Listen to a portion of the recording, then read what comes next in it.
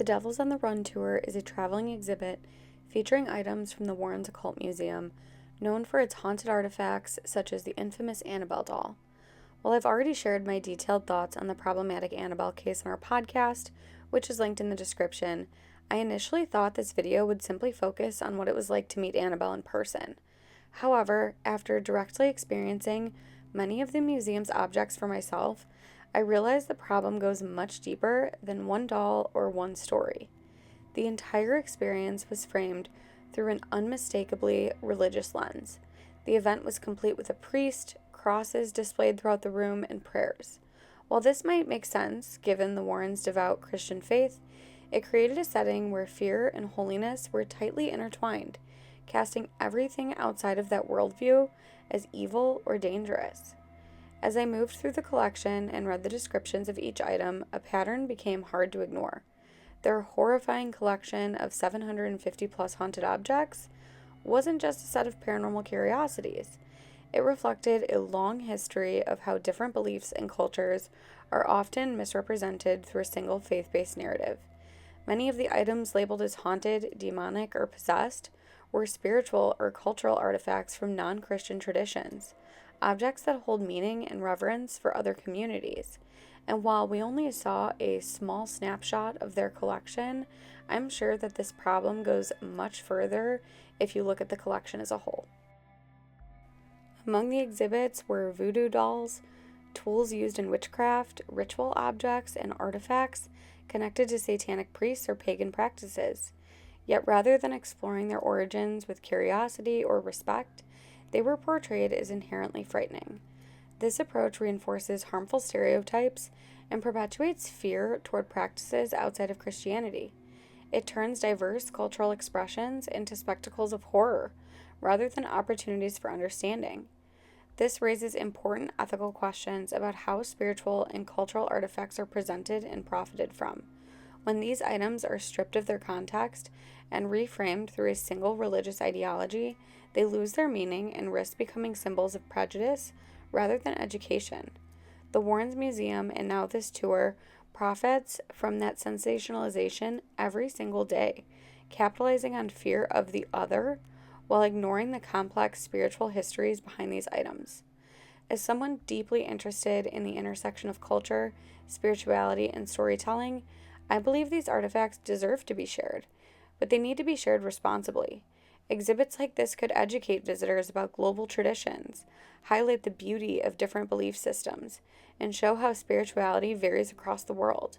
Instead, what I saw was a space where fear was curated, and where difference was treated as something to be cast out or prayed over. Another thing that stood out to me was the intentional lighting in the room.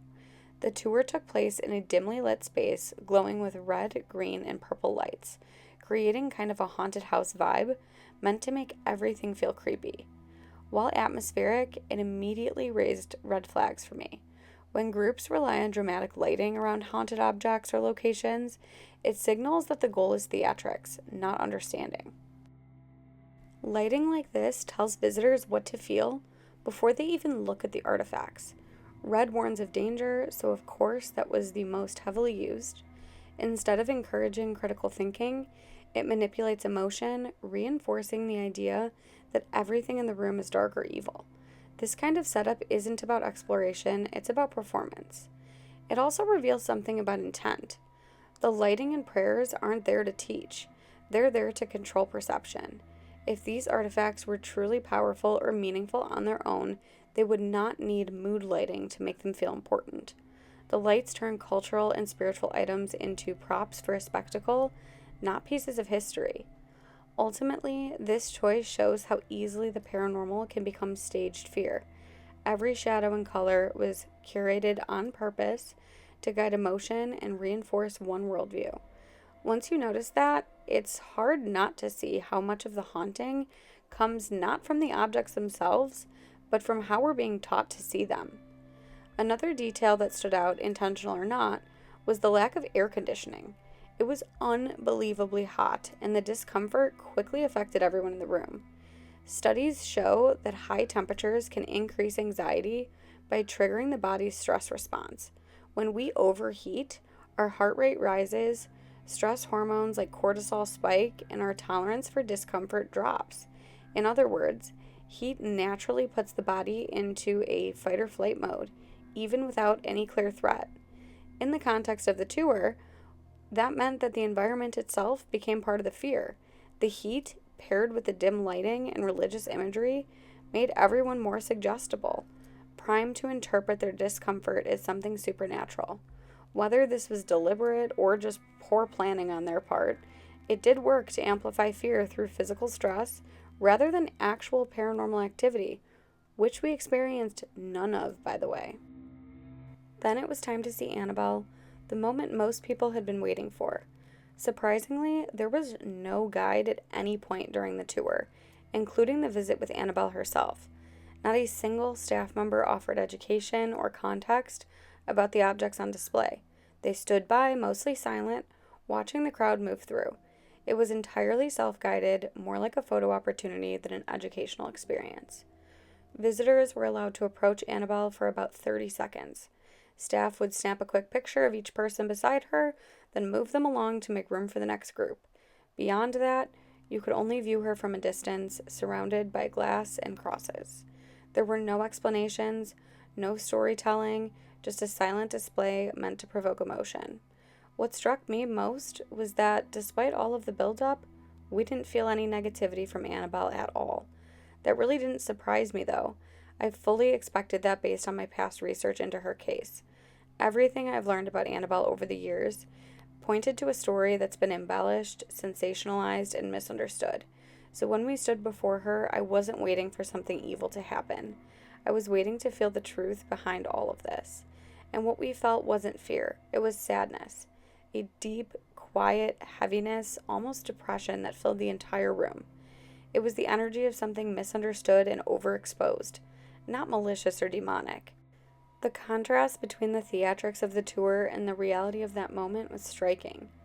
Annabelle didn't project darkness, she projected grief, and that feeling, more than anything else, revealed just how far the story around her has drifted from who or what she really is.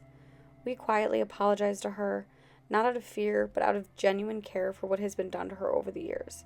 Standing there, it felt wrong to treat her as a prop or a monster, when so much of her story has been distorted for profit and spectacle. We told her that we cared about her, that we respected her, and that we hoped that things may be different for her in time. And we watched other people. Not a single other person said a word to her. They just gawked, took their picture, and moved on. Instead of the thrill or terror that the tour seemed designed to provoke, what we felt, not only for Annabelle but for the entire collection, was simple human empathy. Whether or not one believes in spirits, there's something profoundly sad about seeing any being, real or represented, turned into an object of fear for entertainment. Our words were small, but they came from a place of wanting her story to be understood, not exploited. In that moment, surrounded by flashing cameras and whispered prayers, it was clear that Annabelle wasn't the villain she's made out to be, nor were any of these other objects. They were all the ones being haunted by misunderstanding, by misrepresentation, and by constant retelling of stories that strip away humanity and culture. Ultimately, my visit to the Devils on the Run tour taught me way more than I expected. It wasn't just about Annabelle or haunted objects. It was a reflection of how easily we turn the unfamiliar into something to be feared. The crosses, the priest, the prayers, all made it clear that this was less of an exploration of the paranormal and more an act of reinforcing one narrow worldview. And that realization, for me, was far more unsettling than any haunted doll or object could ever be. This experience truly had me questioning the validity of even some of these claims of items being haunted. Are they actually haunted, or are they feared because they're not understood culturally? As always, please let me know your thoughts in the comments. I always love hearing your perspectives. And if this is your first time watching us, be sure to subscribe for more haunted doll content and paranormal investigations.